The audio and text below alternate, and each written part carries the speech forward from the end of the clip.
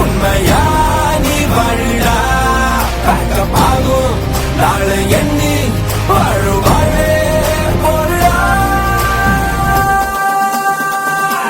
Live the moment.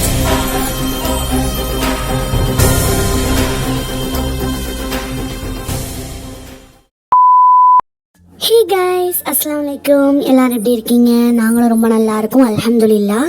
Vacation சீரீஸ்ல part 1 video நான் already upload பண்ணியிருந்தேன். பார்க்காதவங்க நான் கீழே டிஸ்கிரிப்ஷன்ல லிங்க் தரேன், போய் பார்த்துருங்க. இது இந்த சீரீஸோட பார்ட் 2 வீடியோ. வாங்க வீடியோக்குள்ள போலாம்.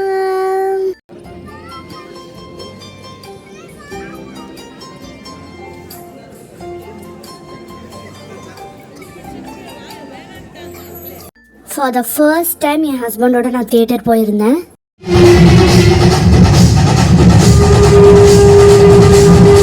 தெய்வம் இருப்பது எங்கே, அது எங்கே, வேறெங்கே? அக்கா அக்கா சீக்கிரம் வாக்கா, சீக்கிரம் வந்து தோத்த போடு.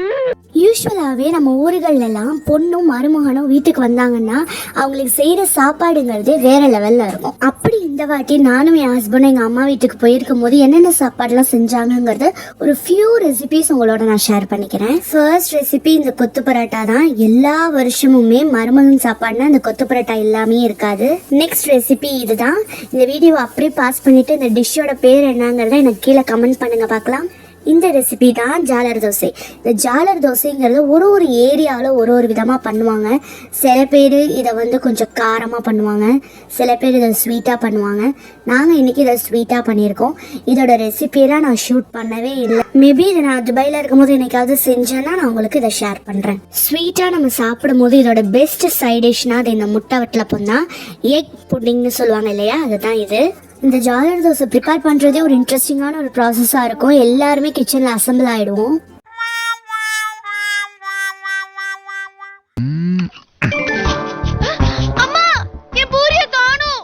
மூஞ்சி மட்டும் தான் வேலை செய்து, மற்றதெல்லாம் அப்படியே இருக்கு. இது சுட்டு முடிக்கிறதுக்குள்ளேயே சைட் பை சைடு 5-6ன்னு காலி ஆகிக்கிட்டே இருக்கும். அந்த அளவுக்கு இது சூப்பராக இருக்கும். இது நார்மலாக தோசை ஊற்றுற மாதிரி கரண்டியை வச்சுலாம் ஊற்ற முடியாது. இதுக்கு இந்த மாதிரி ஹோல்ஸ் உள்ள கண்டெய்னர் தேவை. இந்த மாதிரி பாட்டில்ஸ்லாம் நார்மலாக கடைகள்லேயே கிடைக்கும். அப்படி இல்லைன்னா சில்வர் டம்ளரில் கூட இந்த மாதிரி ஹோல்ஸ் வச்சா மாதிரி விற்பாங்க. அந்த மாதிரி நீங்கள் வாங்கிக்கலாம். நாங்கள் சுட்டுட்டு இருக்கும் போதே என் சிஸ்டர்ஸ் எல்லாமே என் பின்னாடி நின்று 1 by 1 நான் ஊற்றுறேன்னு சொல்லி ஊற்றிட்டு இருந்தாளுங்க.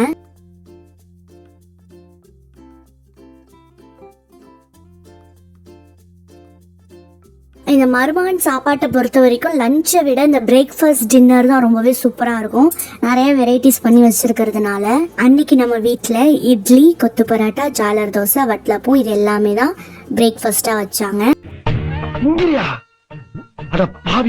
மொத்த சோத்தையும் தின்றுக்கியே, தாய்மாமனுக்கு ஒரு வா சோறு வைக்கணும்னு நினைக்கலடா நீ. இப்படிதான் பிரியாணியை பார்த்துட்டா வீடியோ ஷூட் பண்ற வரைக்கும் கூட பொறுமையா இல்லாம டக்குன்னு எல்லாத்தையும் சாப்பிட்டு தீத்துற வேண்டியது. என்னதான் நம்ம கடைகள்ல நிறைய பிரியாணி வாங்கி சாப்பிட்டாலும் நம்ம வீட்டுல செஞ்சு சாப்பிடுற பிரியாணியே தனி டேஸ்ட் தான். பிரியாணிலாம் சாப்பிட்டு முடிச்சுட்டு வெத்தலை போடலன்னா எப்படி? நான் லாஸ்ட் போட்டு கார்டன் வீடியோல நம்ம வீட்டு கொல்லையில வெத்தலை கொடி இருக்கிறதா காமிச்சேன். அந்த வெத்தலை தான் இது.